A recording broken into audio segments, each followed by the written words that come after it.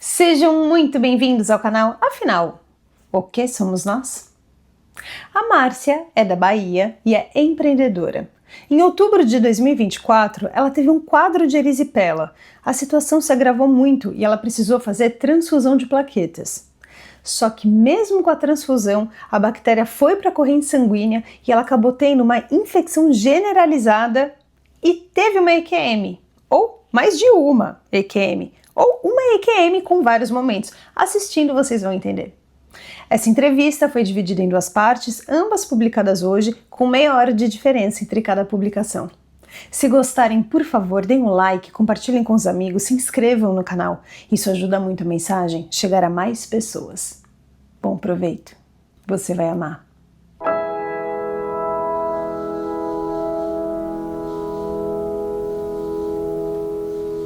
Márcia, bom dia. Muito obrigado por você aceitar compartilhar conosco do canal Afinal que Somos Nós, a sua experiência de quase morte e outras experiências que você acha relevante nos contar também. Peço, por favor, que você nos diga o seu nome, o que você faz, de onde você está falando e nos conte todos os detalhes de sua experiência. Mais uma vez, muito obrigado e a palavra está com você. Obrigada a você, Carlos. É um prazer estar aqui. Eu me chamo Márcia Macedo, eu sou baiana, sou empreendedora e passei por uma experiência que é bem diferente, alguns aspectos, do que eu vejo no canal, mas que é muito interessante porque é uma forma também de vocês me ajudarem a compreender tudo isso, né? Isso aconteceu em outubro de 2024. Então, eu vou contar para vocês. Bem, eu fui diagnosticada com um problema de saúde nos pés que se chama erisipele.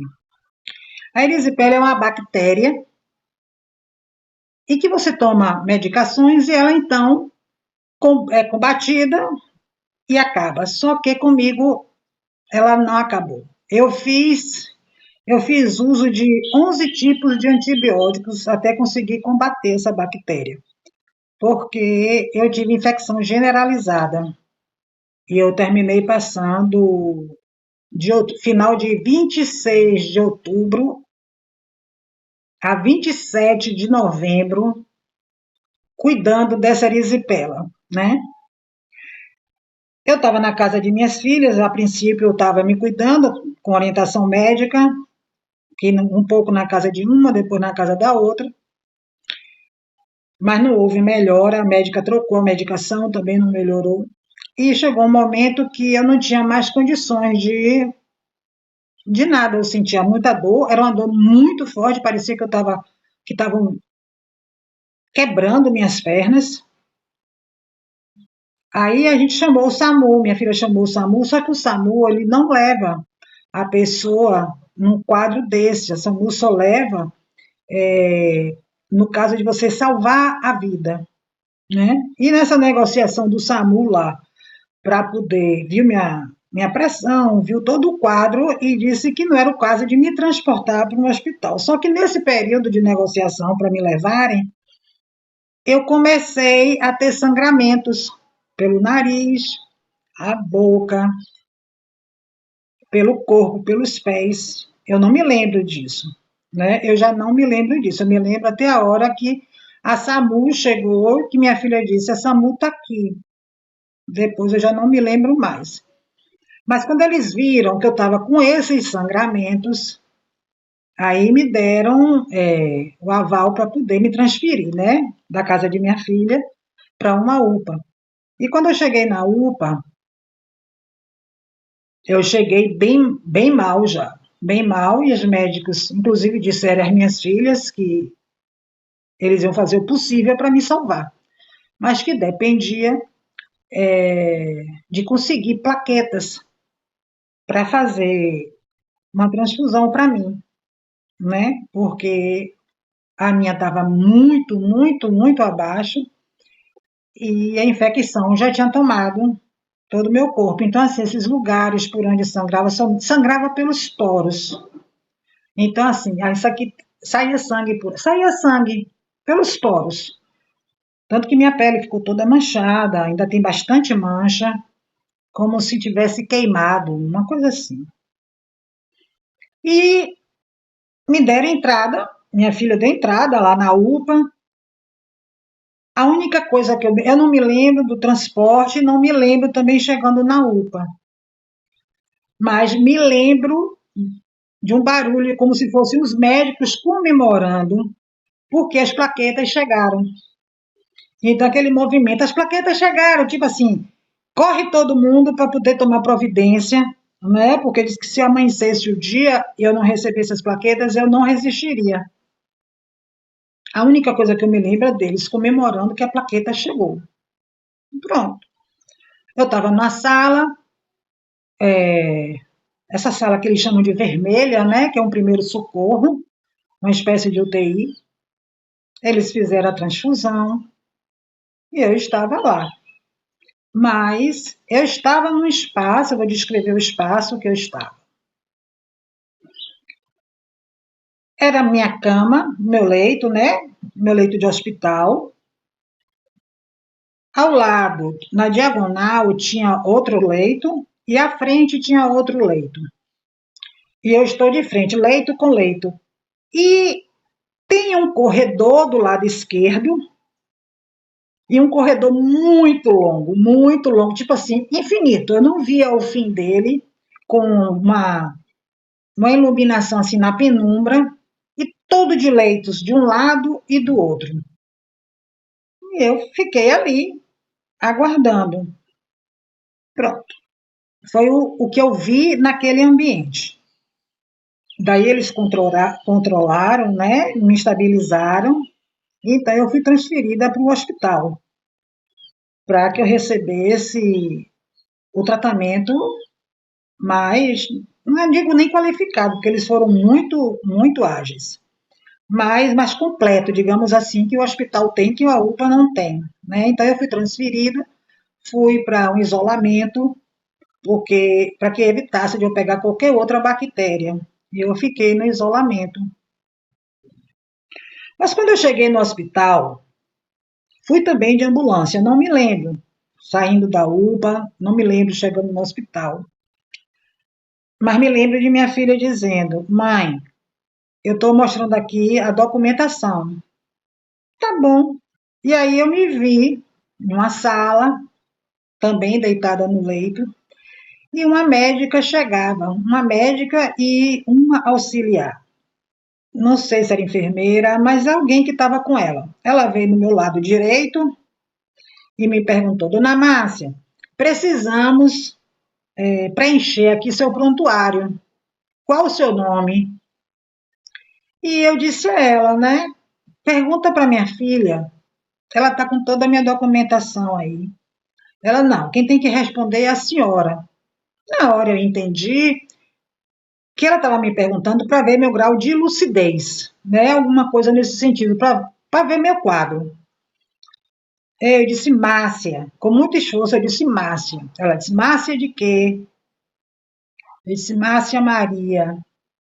Dona Márcia, tem que dar o nome completo, o seu endereço, seu telefone. Eu disse, pergunte à minha filha, não tenho condições de responder tudo isso. E ela disse, não, sua filha não pode entrar aqui.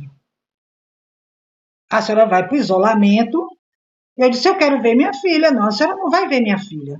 E começou esse estresse comigo. E quanto mais eu pedia a ela para chamar minha filha, mas ela dizia, tipo assim, se vire e responda o que eu preciso saber, porque eu tenho que dar conta do meu trabalho. E eu fiquei desesperada naquela situação e gritava muito pelo nome de minha filha, né? Aí sai essa pessoa, que eu digo que ela é perversa, e mais a assistente, e já chega a minha filha. Quando eu olho para minha filha, ela faz, mãe, essa é sua médica. Eu disse, era outra médica. Eu disse, eu não quero ficar aqui, eu quero ir embora. Mas, mãe, por que você vai embora? Eu disse, porque eu fui muito maltratada, eu não vou ficar aqui. Eu não vou ficar aqui, eu não vou ficar aqui, eu quero ir embora, quero ir embora. Eu fiquei muito nervosa. Mas Já me vi dentro do isolamento. Eu já não estava mais naquela sala. Aí eu fui para o isolamento. Eu passava muito tempo só de olho fechado. Não sei se era pelo próprio quadro, mas eu estava sempre de olho fechado. No isolamento, na primeira noite, eu chamei pela enfermeira para poder me ajudar. Eu estava de fralda, né? Estava de fralda, porque eu não estava consciente. E eu pedi à enfermeira para vir cuidar de mim. E ela não me via. E eu gritava, gritava, e ela não me via. Mas o dia foi clareando, essa sala de isolamento, um lado era vidro que dava para dentro da UTI, e o outro lado era vidro, mas eram janelas que dava para o lado de fora. E eu vi que o dia estava amanhecendo. Quando a porta abriu, ela disse: Bom dia, posso lhe ajudar? Aí eu pirei com ela, né? Eu disse: Eu lhe chamei a noite inteira, você não me socorreu. Meu Deus, isso aqui é muito horrível. Eu estava assim, desesperada com o tratamento que eu estava recebendo. Ela fez assim: É hora de trocar a senhora. Vou buscar o material para lhe trocar. Eu disse: Eu quero ir embora. Aí ela veio, me trocou, tudo bem. Mais tarde, eu estava lá, tudo direitinho. De repente, eu já me vejo em outro ambiente. Já era o quarto que eu ia ficar. Tipo, já me recuperei da UTI e já estou lá no meu leito. Bem, eu só percebi tudo o que aconteceu porque no dia 13 de novembro, isso começou tudo no dia 26 de outubro. No dia 13 de novembro, a médica entrou e minha cuidadora, porque eu estava tão muito debilitada, então minhas filhas colocaram cuidadoras para poder ficar comigo, independente do serviço de enfermagem, para que, como eu tinha muitas feridas, porque por onde saía sangue virou tudo ferida, né? Tinha que cicatrizar tudo, então tinha que limpar aquilo o tempo todo. Para mim seria mais confortável eu ter as cuidadoras. E assim foi feito. Aí, nesse dia, quem estava era a Nalva. Nalva me disse: Massinha, olha a sua médica. Aí eu abri o olho, olhei para ela, pensei assim: meu Deus, quem é essa? Ela vai na parede, que tem aqueles quadros onde eles colocam, né? Qual é a medicação que está usando, o nome do médico, a hora que o médico passou. E eu olhei para o quadro, ela tinha colocado 13 de novembro de 2024. Eu disse: doutora, eu estou aqui há quanto tempo? Foi ontem ou anteontem que eu cheguei? Ela sorriu e disse: Dona Márcia, a senhora já passeou bastante por aqui pelo hospital. Eu disse: É mesmo? Ela fez, é. Eu digo: Nossa, eu achei que tinha chegado anteontem. Tá. A minha cuidadora riu e disse: Marcinha, você é engraçada. Eu digo: Não, minha. Eu me lembro de ter ido para casa da primeira filha, né? A primeira casa. Mas para mim tinha sido tudo rápido. Ela fez assim: desde o dia 26 que a gente está nessa luta. Eu digo: Uau! Então, tá bem. E a partir desse dia, eu comecei a ter, sim, muitos momentos de lucidez. Muitos momentos, né? Bem, minhas filhas chegaram para me visitar. Oi, mãe, oi, mãe. Mamãe, eu preciso contar uma coisa a vocês. E aí eu fui contar tudo o que tinha acontecido. E ela disse: Mãe, você já contou tudo isso pra gente? Eu digo: Contei? Contou, mãe. Você contava tudo o que estava acontecendo com você. Aí que a ficha caiu. Eu não estava ali, só estava meu corpo ali aquele tempo todo. E aí eu comecei a reconhecer, porque nesse tempo abre assim como se fosse um buraco enorme na parede da frente do meu leito. como se fosse assim uma parede assim de 50 centímetros, de 50 a 1 metro, uma parede grossa. Abre aquele vão enorme, iluminado, e eu só ficava deitada, o tempo todo deitada, né? E eu deitada, me vejo lá dentro desse outro ambiente, só o meu corpo espiritual. Eu digo, oi! E fiquei assim, surpresa, mas não fiquei assustada. Eu fiquei muito contente, porque eu achei aquilo um espetáculo. Aí eu olho e eu me percebo que eu já estou nessa sala. É como se fosse outro hospital que eu estava. Eu me lembro que eu passo dessa parede, como se fosse um portal.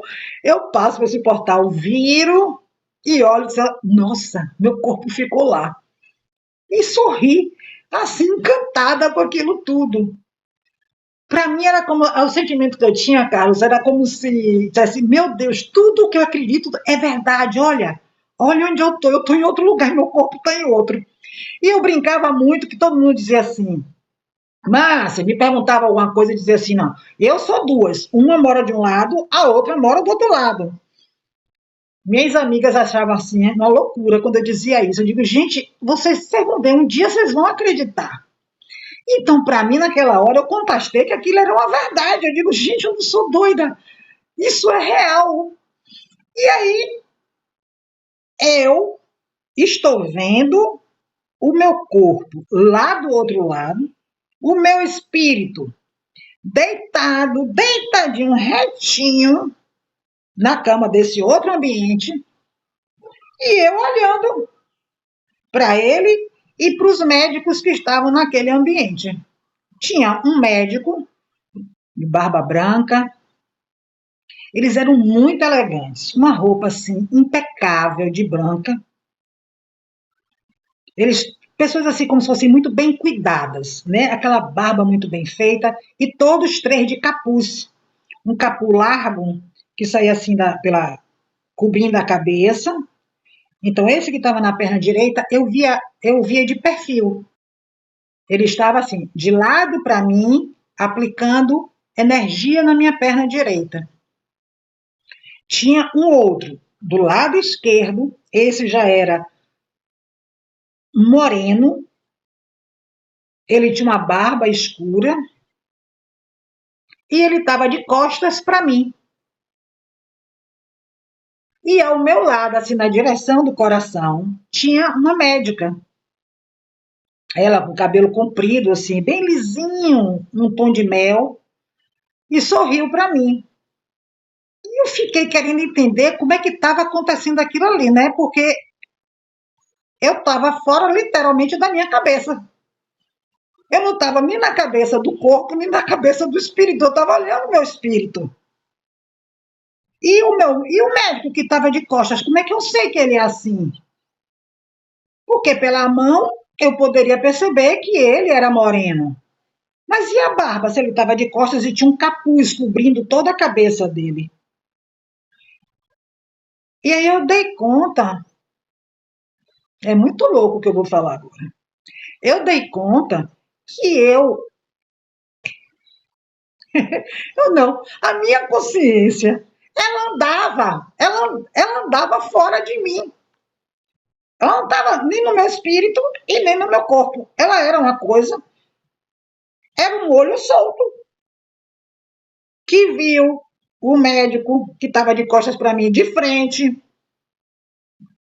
que viu toda a estrutura do espaço, porque o espaço era uma sala, ela era. Pense num espaço redondo, uma coisa redonda, onde a gente corta um pedaço para fazer.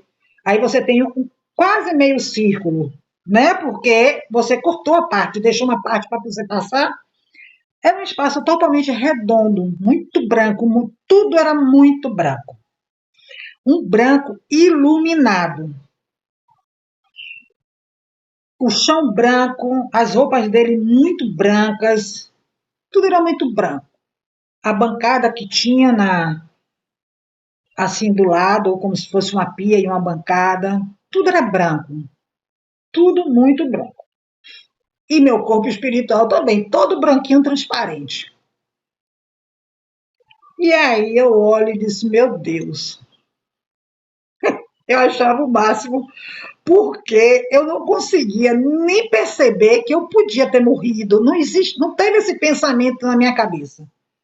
Eu queria entender o que estava acontecendo ali. E a sensação que eu tinha que eu era assim, sabe uma bolinha de gude? Essa bolinha de gude é um olho, e esse olho anda pelo espaço e você fica vendo todos os detalhes, na posição que fosse, porque ao mesmo tempo que eu estava vendo o médico de costas, eu via no outro espaço lá, eu me via deitada, meu corpo, eu via tudo ao mesmo tempo.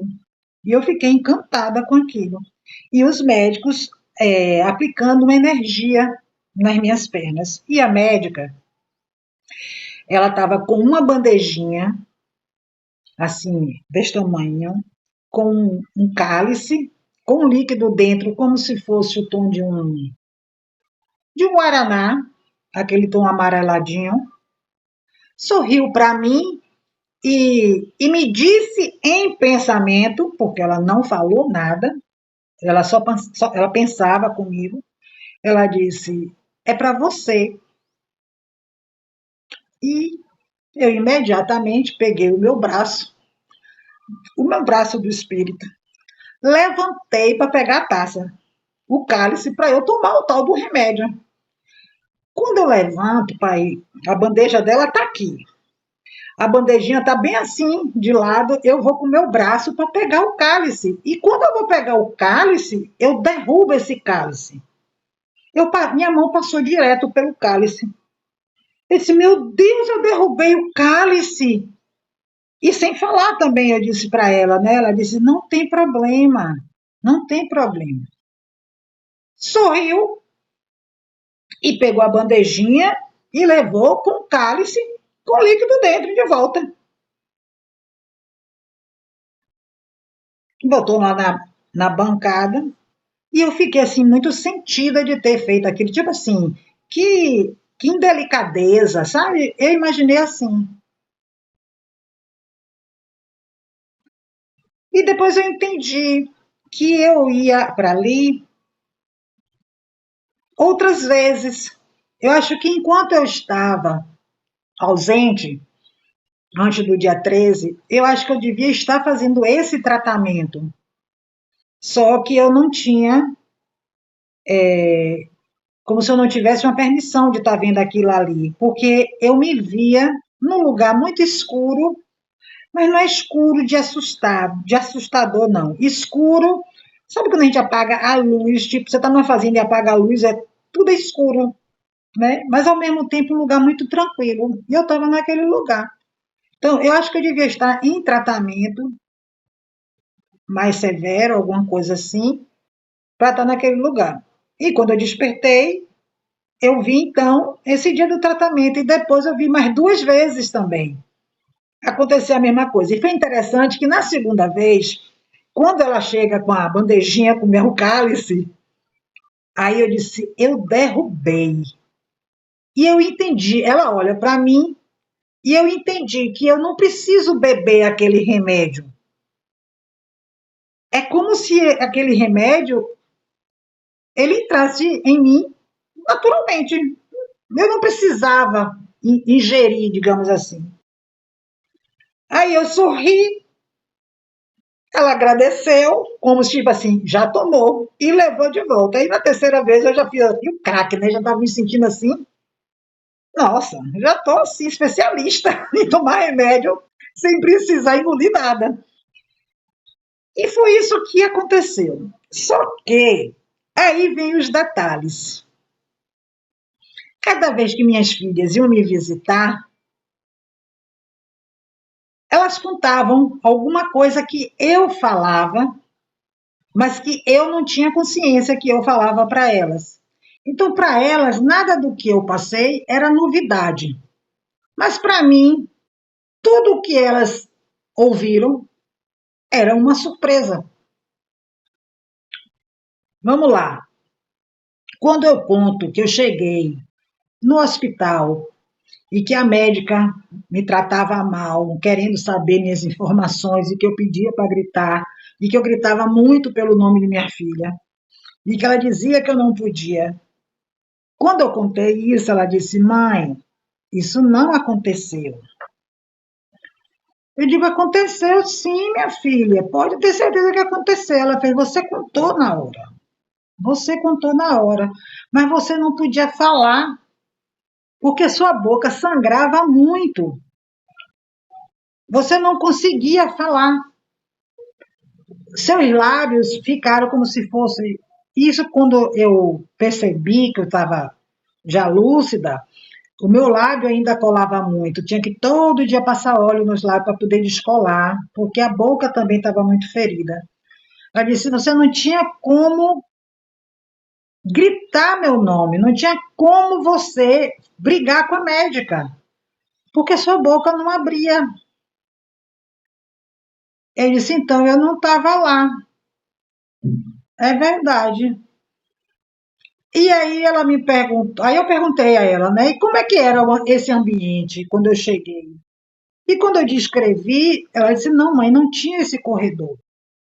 Você estava numa sala que tinha 2 leitos, o seu e paralelo a você, outro. Eu digo: não tinha um corredor comprido? Ela disse: não. Aí eu entendi que eu não estava ali. E quando eu até comentei com você isso no dia que você me disse: como é que você viu o corredor? Aí eu parei, né? E disse: meu Deus, Carla me chamou a atenção de uma coisa que eu não tinha percebido. Como que eu vi o corredor? Se seria uma parede para depois virar. E se eu estava totalmente deitada, como é que eu vi tudo isso?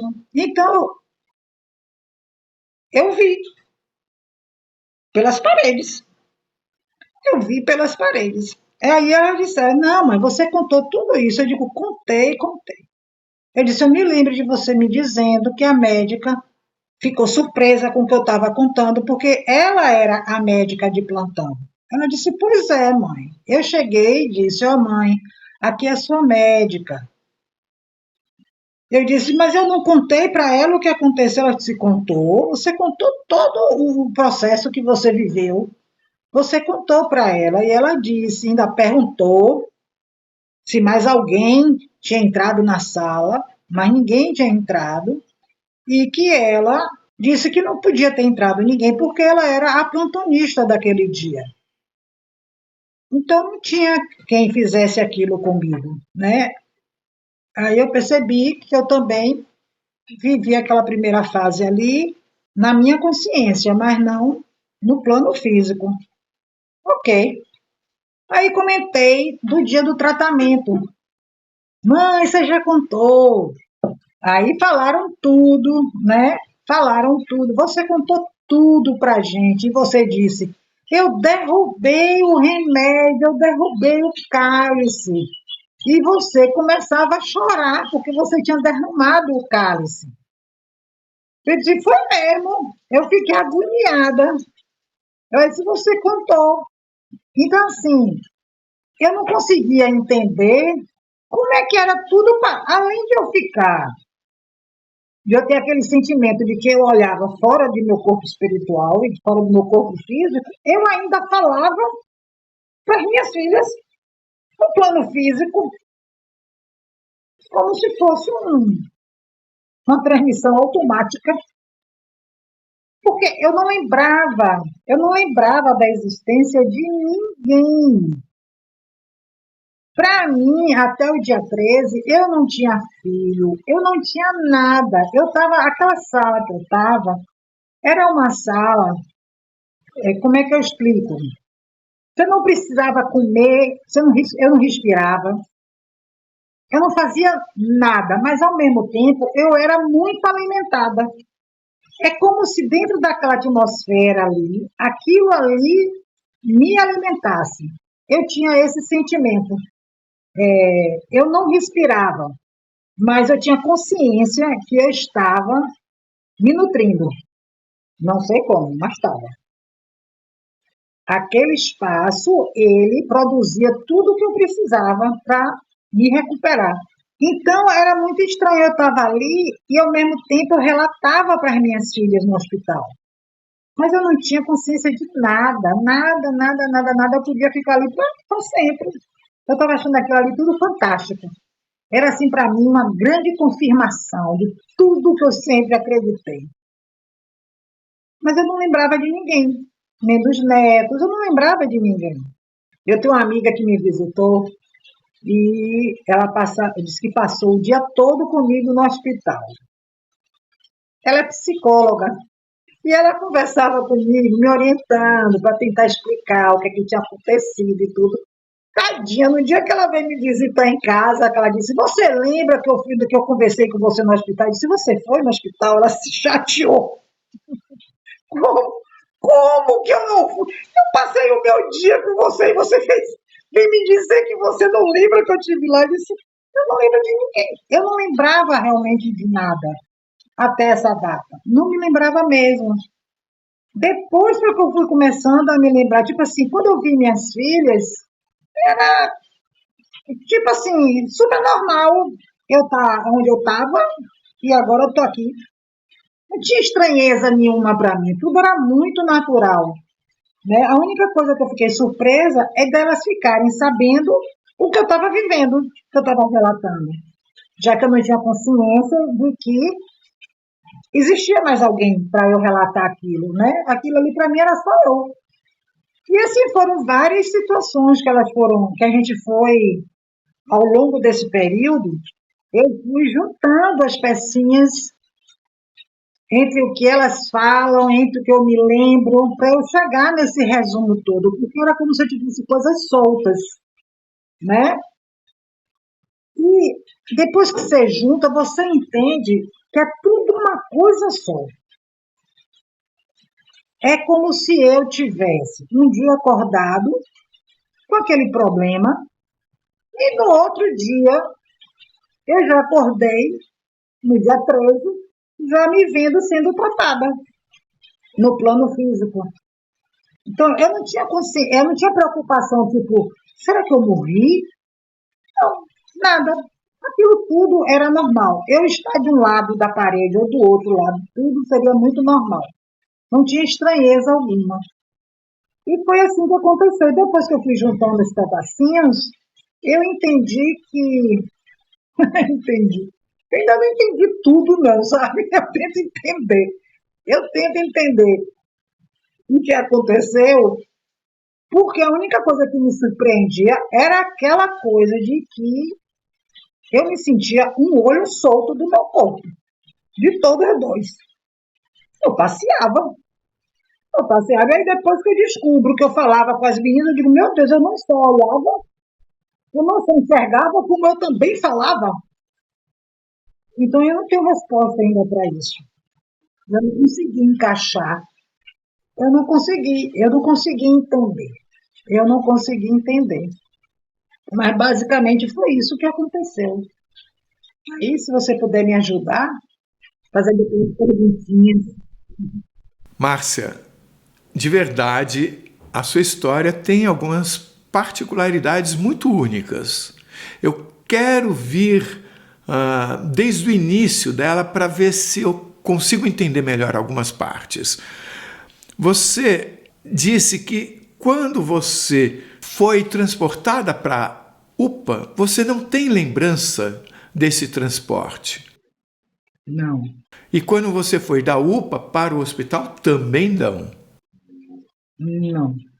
A pergunta que eu faço é a seguinte: você foi inconsciente ou durante esse transporte, para as pessoas que acompanhavam você, você estava falando, você estava consciente, normal?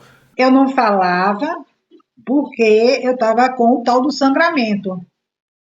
Mas você interagia? Você olhava para as pessoas ou você estava dormindo para essas pessoas? Eu lembro de ter falado com. Eu acho que é enfermeiro que vai na ambulância, vai médico, eu acho que o enfermeiro. Mas depois eu entendi que eu também não falei com ele. Então, assim, eu dizia para ele, né? Nossa, você é muito alto. Você é do tamanho da ambulância. A cabeça dele era quase da altura da ambulância, né? E aí ele sorria. Para mim, eu tinha conversado com ele, mas eu não conversei.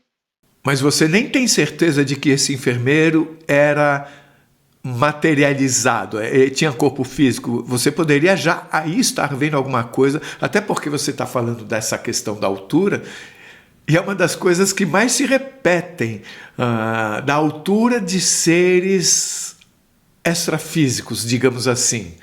Então, essa informação que você acaba de dar. Ele tinha aparência de corpo físico, igual dos médicos também lá no hospital. Igual da médica que inclusive não existia. Isso, todos tinham aparência de pessoas físicas. Ninguém tinha aparência de outro mundo, não. O que é ter aparência de um outro mundo? Como é que eu falo isso? A pessoa, quando perde o corpo físico, que fica só o corpo espiritual, para mim era assim que eu veria as pessoas. Eu uso uma palavra que não é legal eu falar, mas eu acho que é a forma mais certa de eu representar. É como se a gente virasse fantasmas, digamos assim. Por que fantasma? Porque todas as pessoas tinham uma certa transparência? É.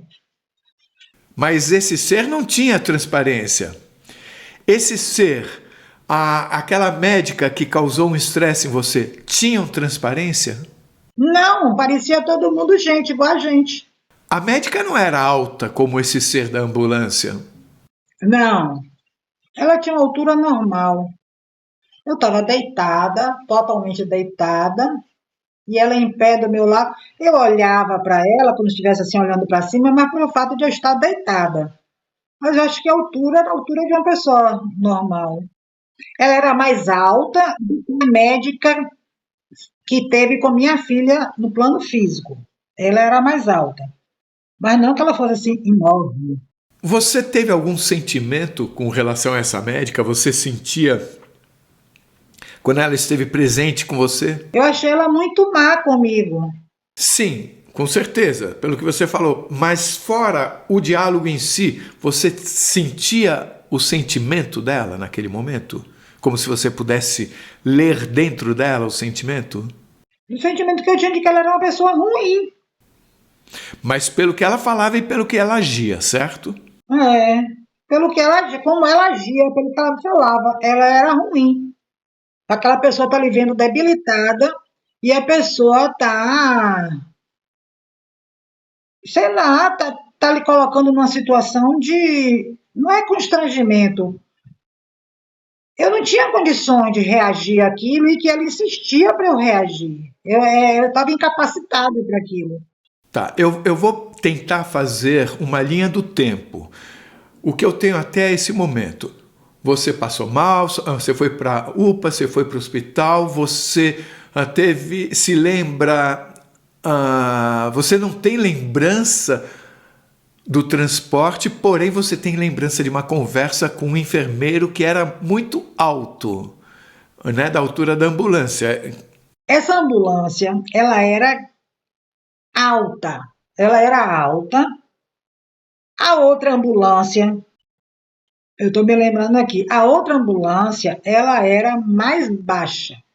Sim, essa que em que você conversou com ele, é a ambulância que levou da casa da sua filha para a UPA ou da UPA para o hospital? Da casa de minha filha para a UPA.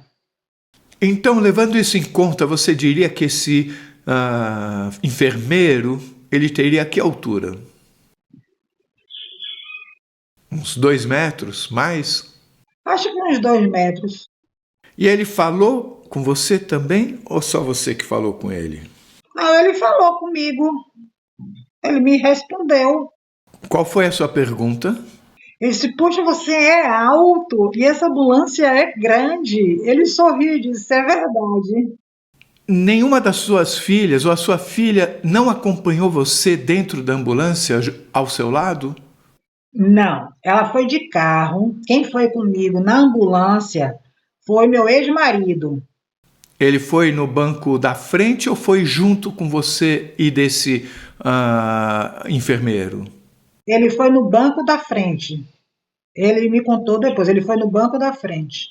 Então não dá para a gente saber com certeza se esse enfermeiro era real ou de uma realidade extrafísica. Ele era muito real, como tudo.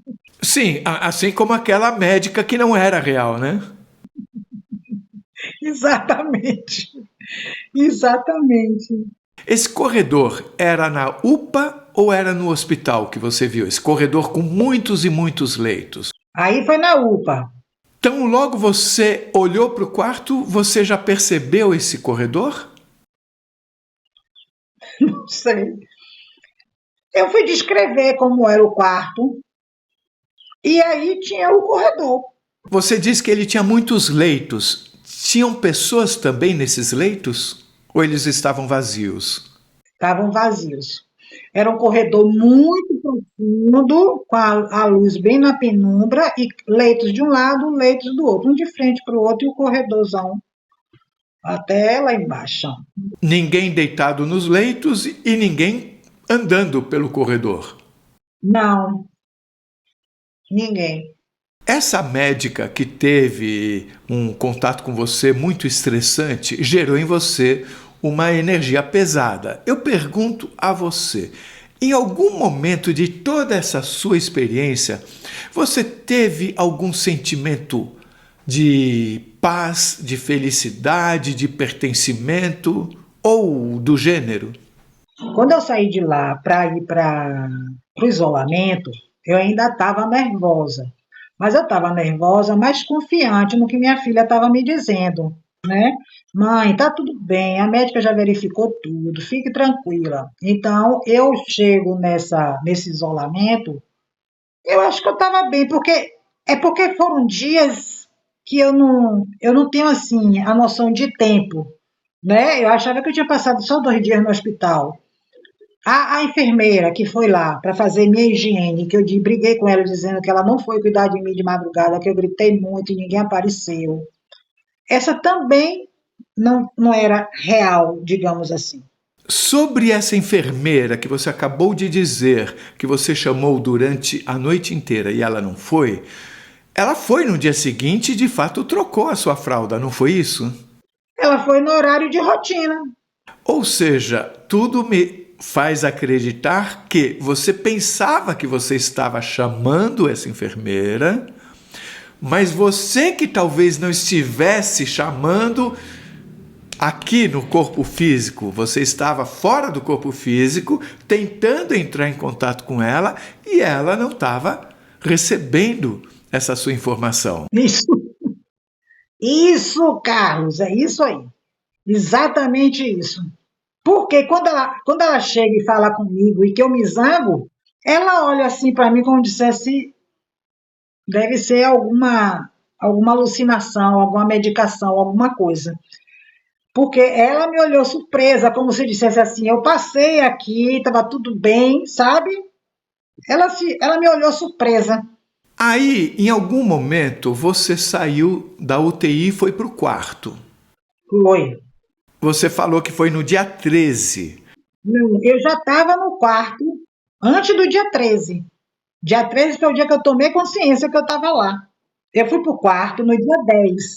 Você disse que a partir daí, acho que do dia 13, você passou a ter muitos momentos de lucidez. É, Quando é que você sentiu que abriu esse buraco no quarto e que você se via em 2 lugares ao mesmo tempo? nesse dia 13. Foi no próprio dia 13. Ou seja, veja que interessante. Você teve um período, desde quando você saiu da sua filha e foi para a UPA, em que a coisa não fica muito clara. Parece que você não tem lembrança, mas você interage, né? Você interage com uma médica que não está lá, viu o enfermeiro que talvez não esteja aqui também, pensa que está falando com a enfermeira à noite pedindo para ela vir trocar fralda e ela não vem, na verdade ela não estava escutando, tudo indica isso. Aí de repente chega no dia 13, você passa a ter mais momentos de lucidez. Claro, temos que lembrar que antes você viu também aquele corredor. Isso configura uma experiência de quase morte, meio difusa, porém sim.